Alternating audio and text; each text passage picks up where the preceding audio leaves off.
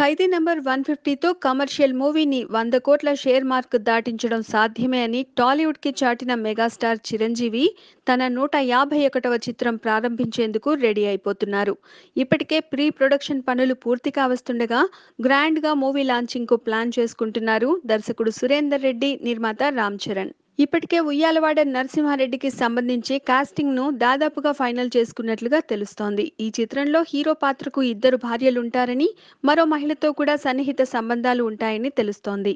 ఈ పాత్రల కోసం 3 భామలను నిర్ణయించుకున్నారట. బాలీవుడ్ బ్యూటీ ఐశ్వర్యరాయ్, టాలీవుడ్ స్వీటీ అనుష్కలతో పాటు సౌత్ సెన్సేషన్ నయనతార ఈ 3 రోల్స్ చేయనున్నారని తెలుస్తోంది.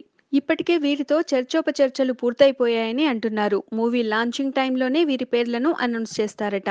వాస్తవానికి ఉయ్యాలవాడ గురించి తెలిసిన చరిత్ర కొంతే ఉన్నా దాని ఆధారంగా సినిమాటిక్ స్క్రీన్ ప్లే సిద్ధం చేశారట సురేందర్ రెడ్డి, పర్చూరి బ్రదర్స్.